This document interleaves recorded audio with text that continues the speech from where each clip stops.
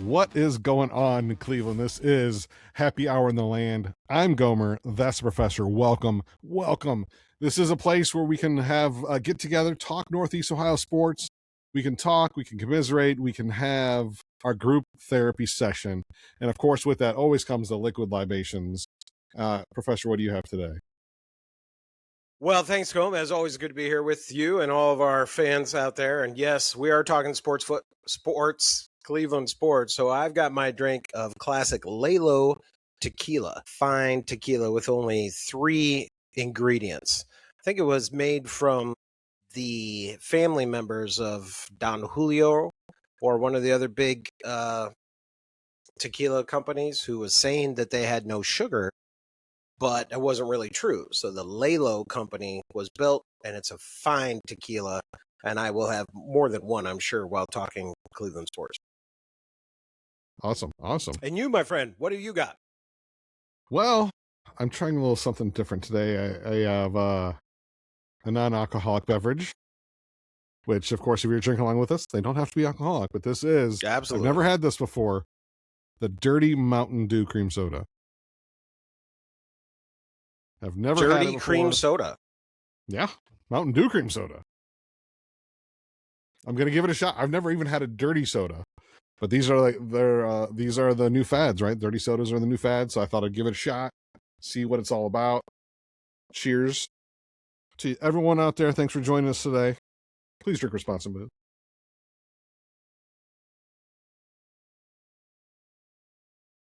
Now, what many might know is I lived off of Mountain Dew in college, right? Because I wasn't drinking coffee at that time. So Mountain Dew and Code Red is what I lived off of. So now that you have had Mountain Dew Dirty Cola, what are your thoughts? That's actually not bad. I'm sure there's a ton of sugar in it, but that's not bad. That's pretty good. Interesting. Well, there you go. Trying different things out for you, folks. Yeah. Here on Happy Hour in the Land. So, Gome, we know that there was a little football thing that happened a little while ago. But before we get into that, you know the Cavs are in the playoffs? What happened? Who? What?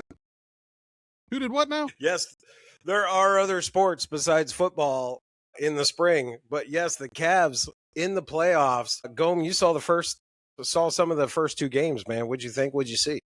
Hey, the first 2 games, Cavs looked great. I mean, Harden looked good, Mitchell looked good. They were running on all cylinders, and it was great because they won the first 2 games. But Toronto did kind of show that kind of propensity during the game, especially when they were losing by a lot. They threatened to come back a bunch of times. But of course, the storyline for this game has always been Toronto's like fast break offense, and the Cavs, when they get the ball, their offense is they slow it down, they dribble, they pass, and they find the scoring opportunity. So that, like, especially the first 2 games, that was being played out in full effect, and we took those 2 games. Now Toronto has come back. They took the last 2 games. That is now tied 2-2 with a game tonight at 7:30, game 5, which should be a very important game for everyone involved. So I'm hoping the Cavs can kind of do that. So far, Harden is averaging 21.8 points a game. Mitchell's at 24.3. Well, actually, Harden has 6.5 assists per game. So I mean, I think he's clicking so far. So I just hope he continues to show up, and I think we can take down Toronto and go play the Pistons in round 2.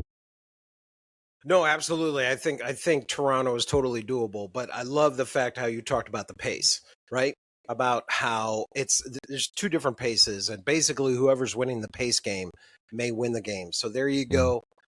You don't have to wait to the 4th quarter, right? To see, you can watch in the first half, try and see who's going to take control, who can control the pace. And that is tonight at 7:30. I love it. And Harden, boy, right, scoring points. That's not new, but will he play defense? Yeah. There was I think in game 2, there was a moment where the shot clock was going down. He had a guy right in his face. The second guy came out to double team him, and he just launched a 3 and swooshed it somehow. I don't know. I don't even know how a professional can make that shot with the guy in his face, a second guy guarding him, shot clock counting down, and splash. I don't even know, but it was amazing. Well, that sounds like a cheers moment, right? For our Cleveland sports there, right? A bucket 3 right there. How about that? Liquid libations? We're going to cheers you there.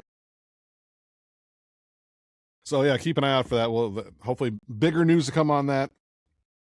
Big Guardians news too coming out is number 1 overall pick Travis Bazana finally gets the call up. And we talked about him earlier in that they would wait until the certain time in the season where if they kept him off the roster, he would gain an extra year of eligibility. And wouldn't you know, it was like the day of that kind of happened. They were like, "Yep, let's go." And it's funny because I saw that. I'm like, "Oh, okay." I was like, they might give him a week or something before they call him up. Nope, they brought him right up. Of course, he came up. He's played in 2 games so far. Uh, doesn't have a hit yet, but I don't know. Have you heard the walk-up song? What did they choose for his walk-up song?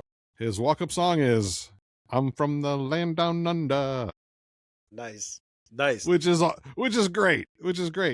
He came out and talked about like how he thought it was kind of dumb to have an Australian themed song, but he said in the last few months he's been thinking about it and he changed to the song, and I think it's perfect.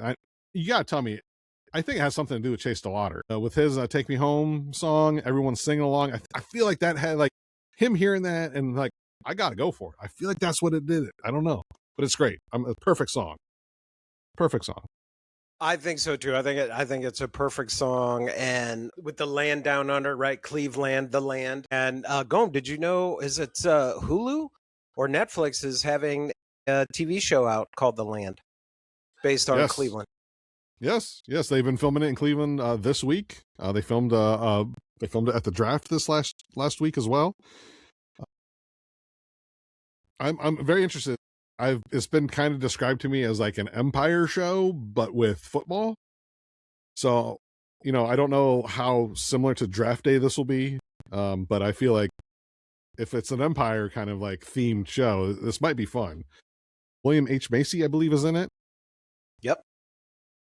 So yes, but here's interesting, right? You said that it's like an empire, so it's like building, right? And it is about the Cleveland Browns football. So, and then you compared it to Draft Day. For those of you who don't know, Draft Day, it ended up, with a happy moment. And when you think about Browns helmets, you don't always think that, right, of a happy moment. And that's kind of the reason why I started playing Madden all those years ago, so I could watch the brown helmets or the orange helmets actually win the game. So that's intriguing. But going back to the Tribe, you and I were talking about the other day, the Rays, right? They won today. They had a day game against the Tribe. And of course, a few nights ago, the Tribe was on Apple TV. I was lucky enough to watch them. And it seems like every time I watch the Tribe in St. Pete, Florida, it's the same story. Tribe's up by about 2 runs during the whole game. And then by 7th, 8th, you start to see the unraveling. And by the 9th, the Tribe loses by 1. And that's what happened the other day. But thankfully, the Tribe won today, got the day game, and will be on their way to a upcoming weekend. Anything else about the Tribe going on, boss? No, I mean they've been kind of hitting the skids a little bit lately, and I think that might be one of the reasons for the Bazana call up. But I'm excited because we have two number 1 draft picks right now on our roster. We have DeLauder and Bazana both here making their rookie seasons. This can only really lead to good things for the Tribe, right? The future's so bright, it got to wear shades. Nice, absolutely, and that's what small market teams have to do. You said it before. This isn't the first time the Tribe has held somebody back, on their rookie deal just so that they could get the extra year. And you know what? I don't blame them. After seeing, CC leave and Lindor leave, right? Cleveland just can't keep up with the big market times. And if this is what they have to do, then this is what they have to do because it's all about October baseball. And all of you Cleveland Indians fans out there saw what happened last year. The Tribe came back and was able to get into the playoffs. And boy, that was some good baseball, wasn't it, Gomes? Oh, it was great. And my message to all Tribe fans, Guardians fans, Indians fans, whatever you want to call yourselves, my message to you out there, just be patient. I've been seeing so many people that are just mad at Brito, mad at Manzardo, and just mad about the ongoing theme, by the way, is catchers, right? Everyone's mad at the catchers because they don't hit. And I don't know why people haven't figured this out yet, is that Guardians don't care about catchers' offensive production. They care mostly about their defense. And I think Naylor, they're hoping that he can come through, and I think he has the ability to, but a lot of people are just mad about it. And you know what? Hedges, he's the man. He's a great defensive catcher. I love anytime he's catching. I don't care if he gets a hit. If he does, it's just icing on the cake. And I feel like the Guardians think the same way. So that's my message to everyone out there. Just be patient. They'll come along, and hopefully we'll have another playoff here come October. Another October to remember. Oh, that would be great. And absolutely, remember, to have a good pitching staff, having a good catcher helps, right? And isn't that kind of one of the strengths of the Tribe? I couldn't agree with you more. The Tribe don't care. You don't have to hit. Just be a stellar catcher. What would you say? Would you go back to? Would you go back to Sandy Alomar, for the last hitting catcher, or maybe give Santana a year? Well, maybe Santana. Yan Gomes did have 1 year where he won the Silver Slugger Award. He came out, and then after that, he lost his offensive output. But both him and Rodriguez, I think I'm messing the name up there. But yeah, their catchers ever since then have just kind of been defensive catchers, and you know what? It doesn't bother me as long as they I feel like they know, and I feel like the whole league. There's only a few offensive catchers around the league. Cal Raleigh, of course, being the top example, and he's a Gold Glove Award winner, so that's just switch hitter. That's just outstanding. But anyhow, I feel like the league itself is kind of going around to just kind of being defensive catchers. And really, can you blame them too? Because to me, baseball is one of the toughest sports because there's so much to focus on, right? You got to learn, you got to work on your hitting. You got to work on your defense. You got to work on base running. There's so many different things that you could fine tune in a professional's game. Catchers just have that extra responsibility. There's so much more that comes along with being a catcher that you can't even blame them for not being great hitters because they have so much to work on just in the catching game itself. No, 100%. I always saw them kind of like the quarterbacks of that, right? Because I always have the hand on the ball and they got to move all around. You're looking, 100%. 100%. Catchers got to be basically coaches on the field, right? Yeah, for sure. For sure. Well, speaking of quarterbacks and coaches on the field, the NFL had their draft almost a week ago going.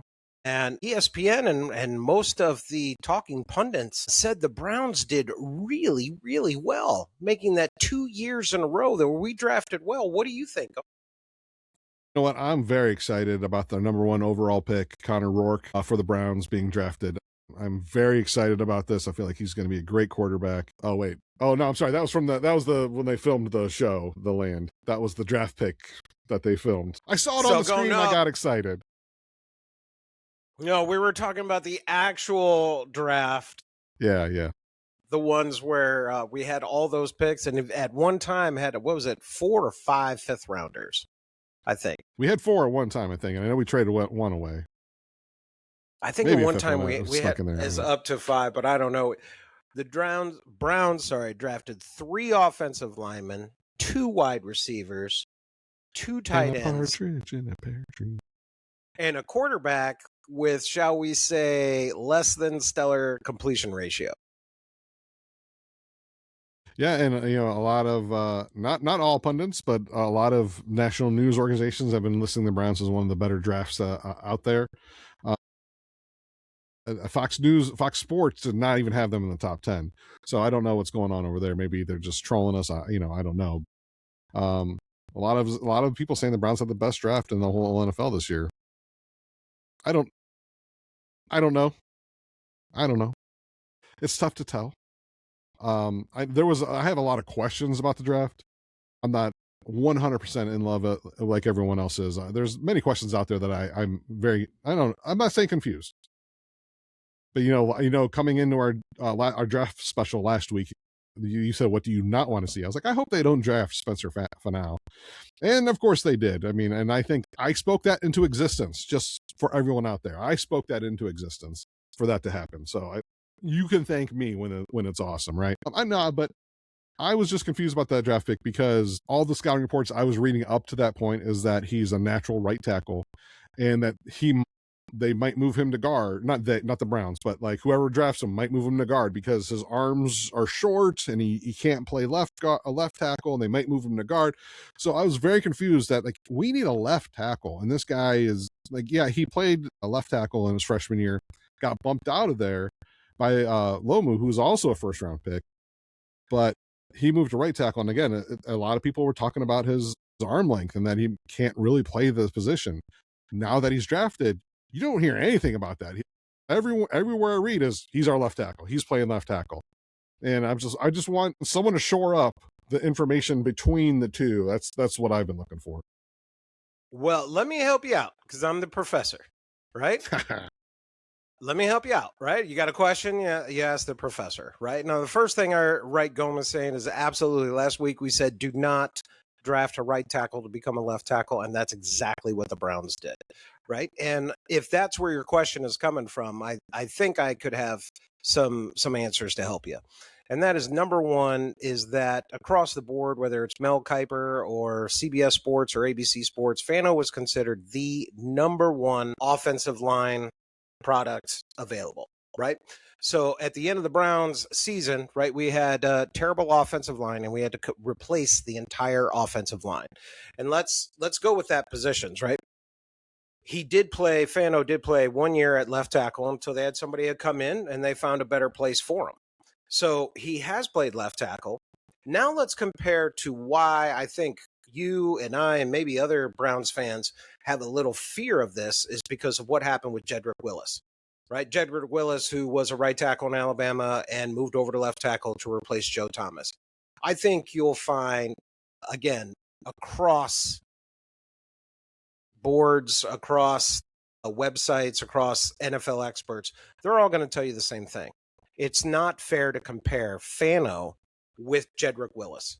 And a big part of that is the motivation, right? And the skill set and the ability to do the work. The same reason why the Browns did not draft Alabama left tackle Caden Proctor, I believe was his name, because remember, Nick Saban, not Bob down the street, Nick Saban said that Proctor had, quote, concentration issues, right? And I think that's what the Browns did is they said, listen, we don't just need a left tackle.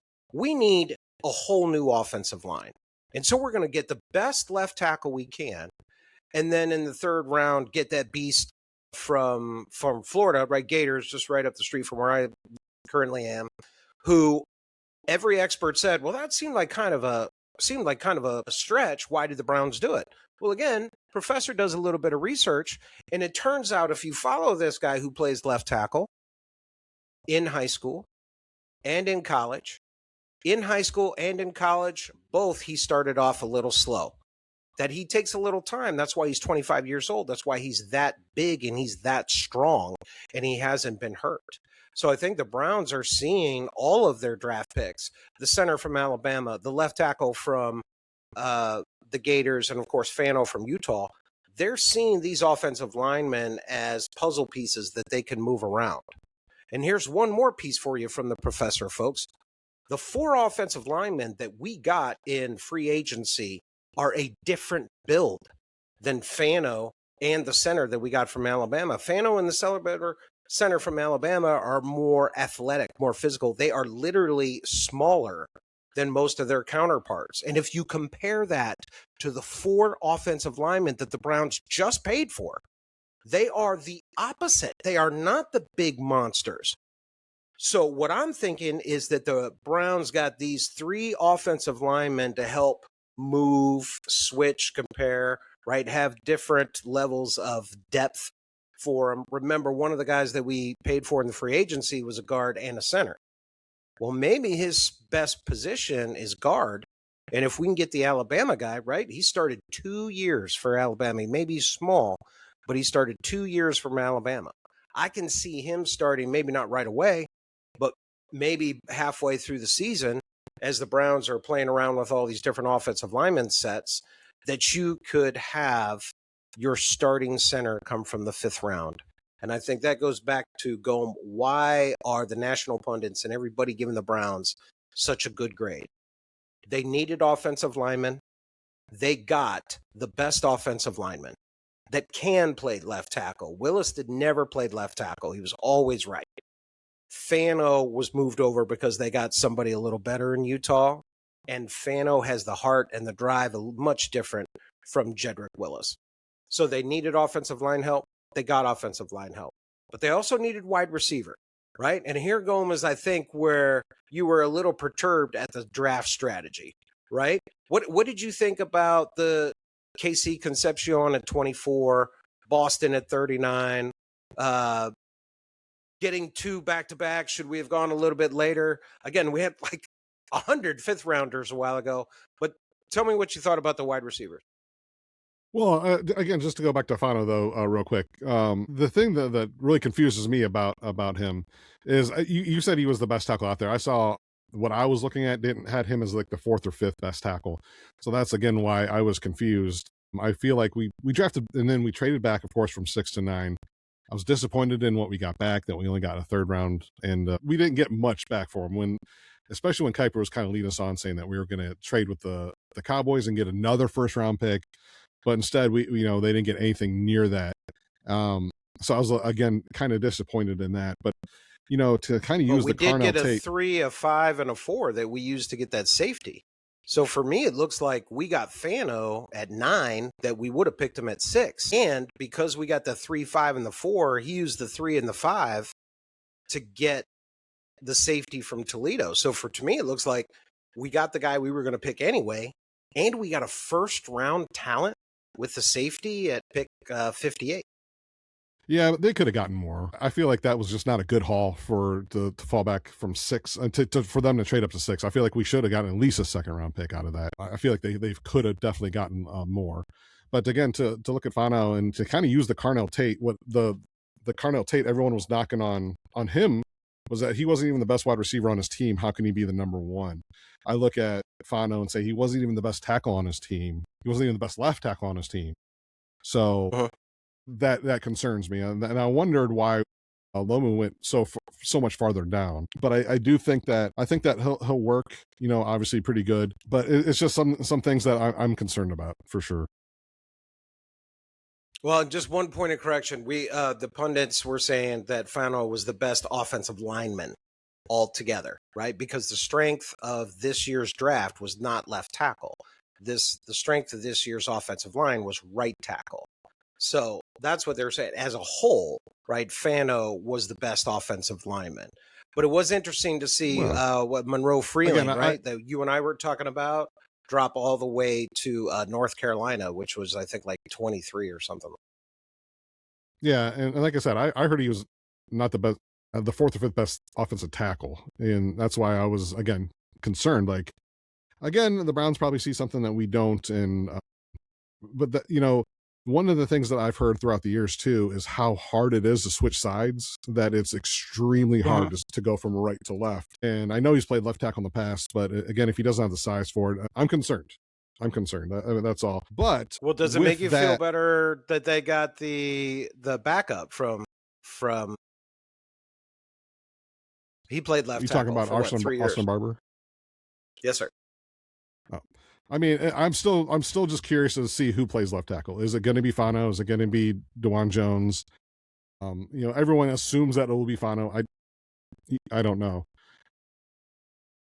Again, I like him overall. I love that they came out. He's a Pokemon guy. He's a Star Wars guy. I love that. I love that he has a great personality.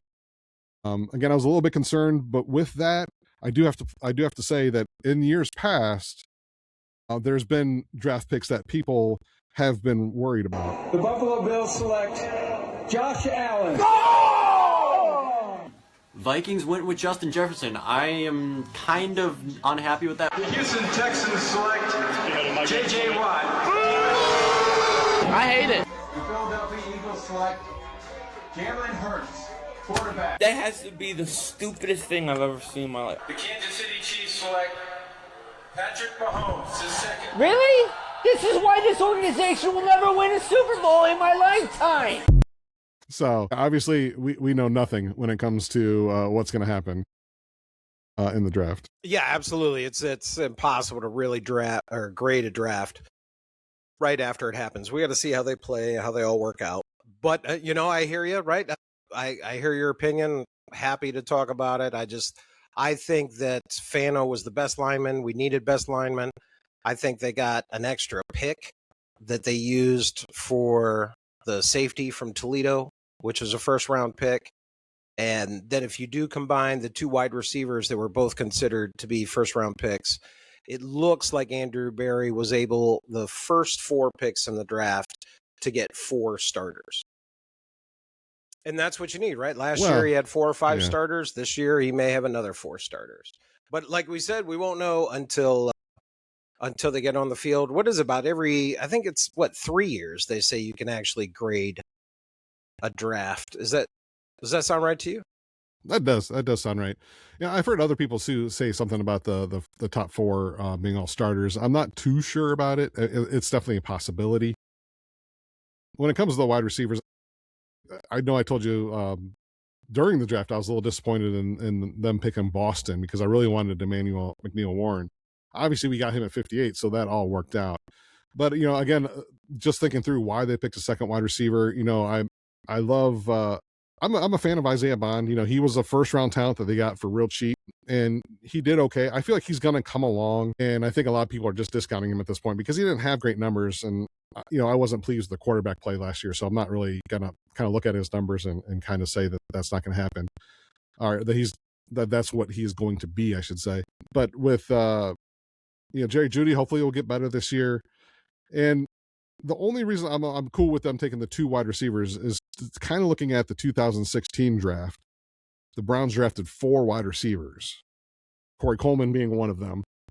And out of the 4 wide receivers, only one of them worked out, and that was Rashard Higgins. And I was also watching, I remember one year that the Lions drafted 3 wide receivers in the first round in back-to-back years. 3 straight years they drafted a wide receiver in the first round, and none of them worked out. So I feel like we get 2 wide receivers here. I feel like one of them should be hopefully something to write home about. And I like Boston. He's tall, and Concepcion's fast. I like the kind of difference for him. I know one's going to be on the outside, and I think Boston's the inside receiver, or maybe I have that backwards. But I know one of them plays inside, one of them plays outside. So it could definitely work for sure. And the fact that we got a guy from Toledo, I went to Toledo, so I'm excited. We got another Toledo guy on the team. Kareem Hunt, of course, being one of the last ones that represented the Rockets on the Cleveland Browns. I'm excited about that for sure. So who is not a starter out of that list?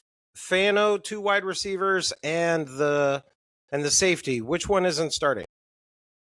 Well, I think it's between the 2 wide receivers. And again, it's how many wide receivers you count on starting, right? Like, is the top 3 wide receivers, the top 2 wide receivers? Because obviously Jerry Jeudy is going to be a starter, and then one of these wide receivers I think would fit in there. And then does that 3rd wide receiver, does he beat out Bond? Does he beat out Cedric Tillman? Which I know a lot of people out there are probably saying yes. Again, I expect Bond to be better this year. He was our 2nd leading wide receiver in yards this last year. So I expect kind of big things out of him too. So again, I don't know. I'm not saying none of them are going to contribute and none of them are going to be starters in the future. I just don't know if both of them are going to be starters right away. No, that's fine. I was just, you kept saying you weren't sure about 4 starters. I think it's clear you pick number 9. That guy's going to be a starter. The Toledo safety, especially with Ronnie Hickman leaving on Tuesday to the Saints, he's going to be out there before long. And when it comes to wide receivers, you're right. I'm a big fan of Tillman and Bond, but if you can't stay on the field, that's a big part. But what I saw from the draft of these 2 wide receivers, right, is they're 2 different wide receivers. So they complement each other very well.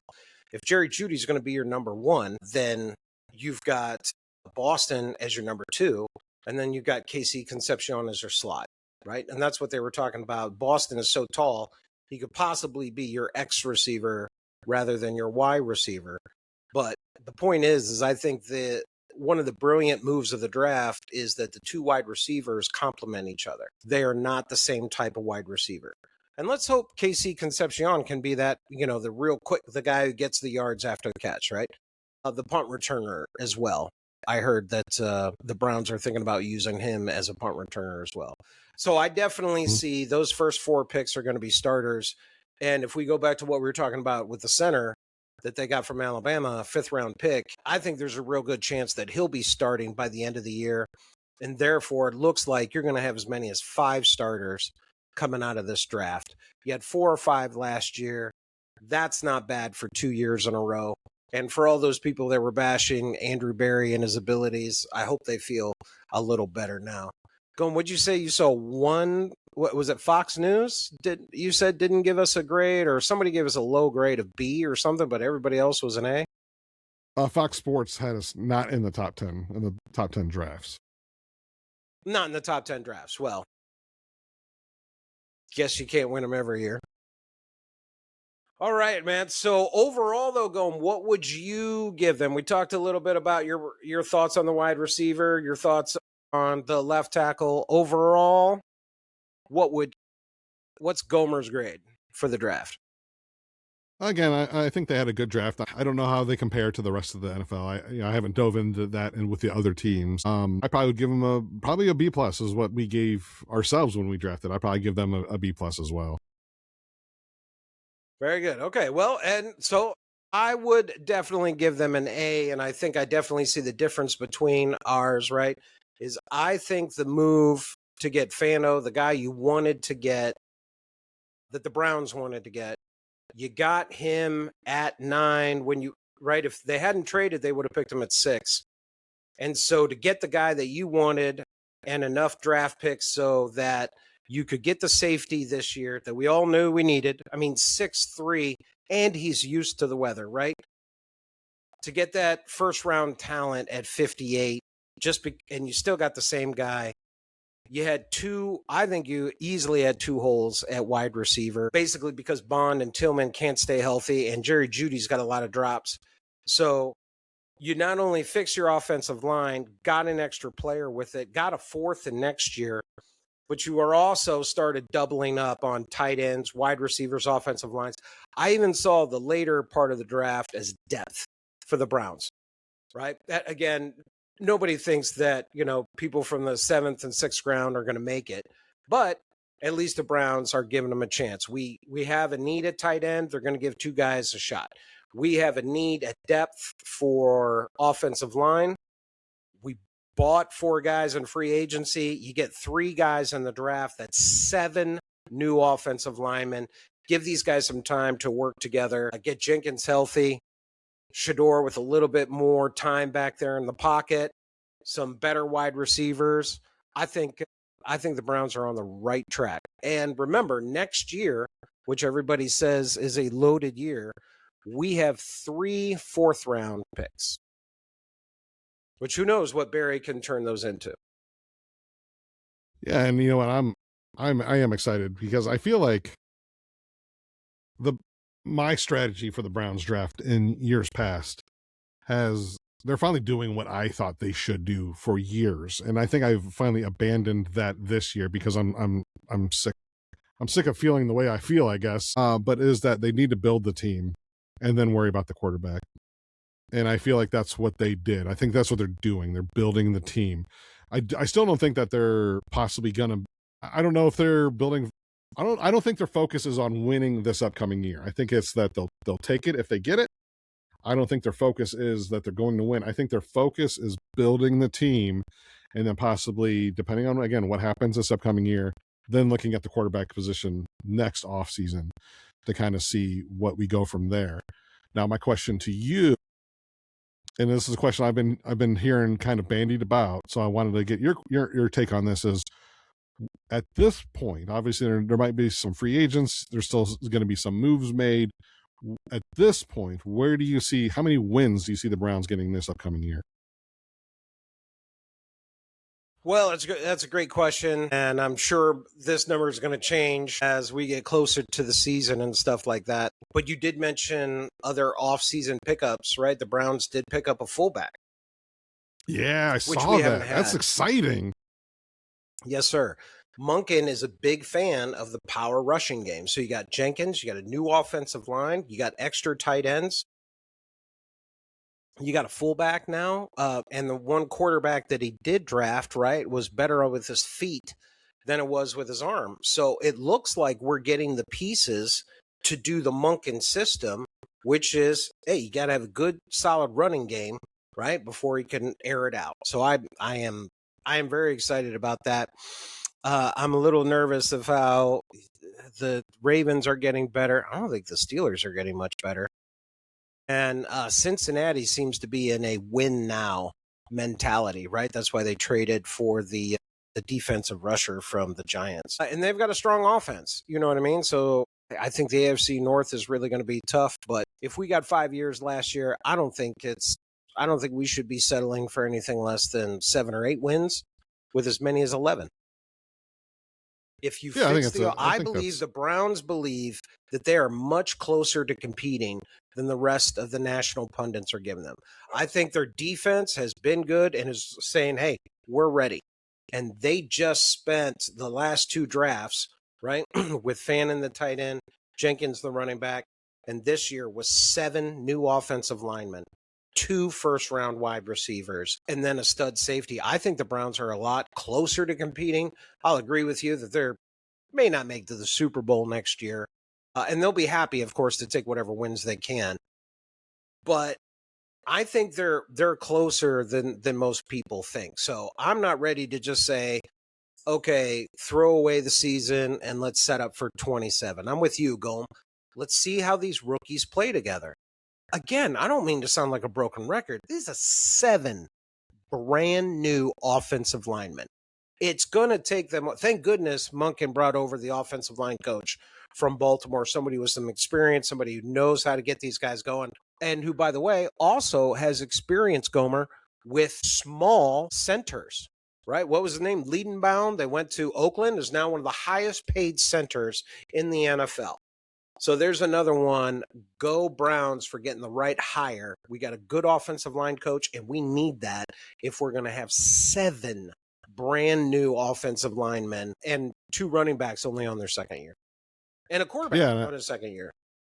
Yeah, I think I agree. I think I had the number as possibly right now being 8 with a plus or minus of 1 on each side. So I do think that they're going to improve from last year for sure. And I think that the things are looking up. And the Taylon Green that we drafted, the quarterback from Arkansas, I wonder now. They said they're not going to change positions on that. They're going to keep him as quarterback, but they're not going to keep 4 quarterbacks. And they also said they're not trading Dylan Gabriel.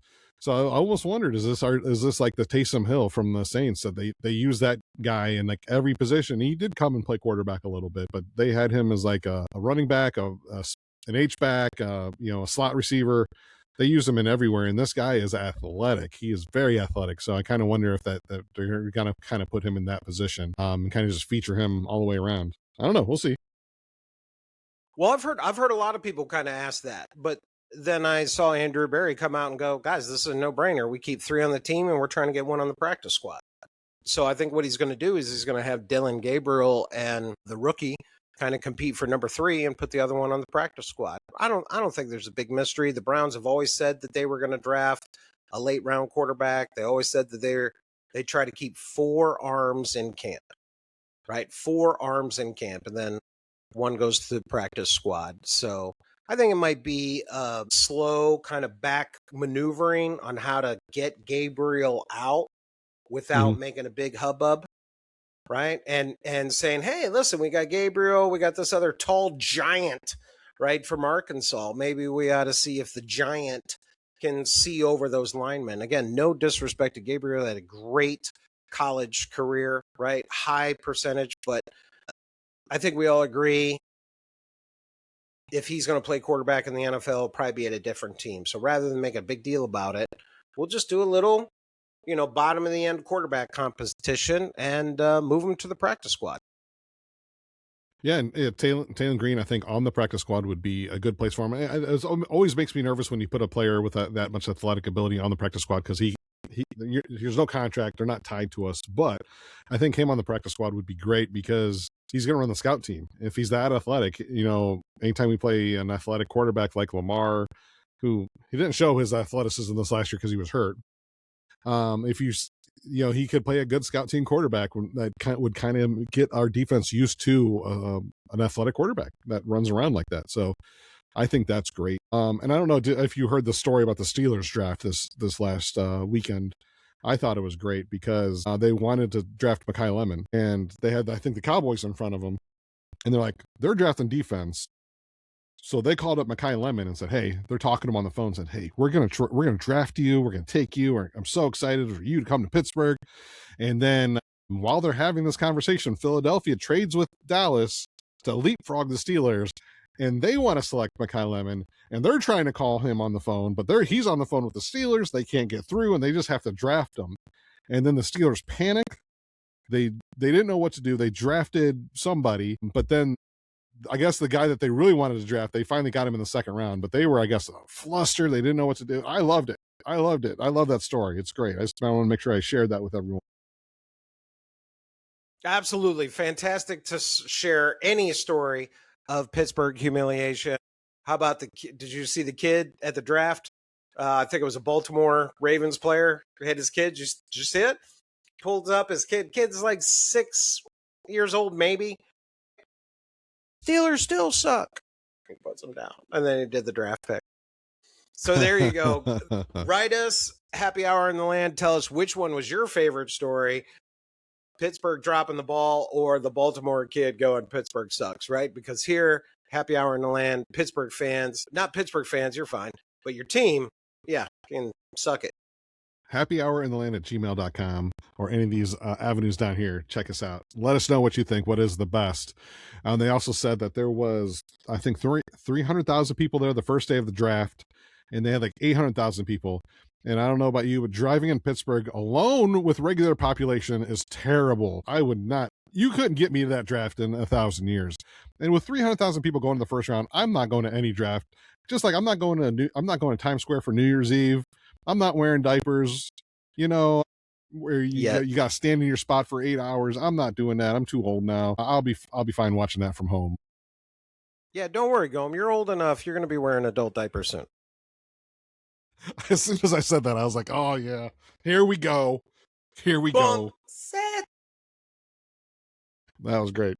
But, yeah, so hopefully a good year for the Browns coming up. There are lots to happen. Training camp, of course, coming up in July.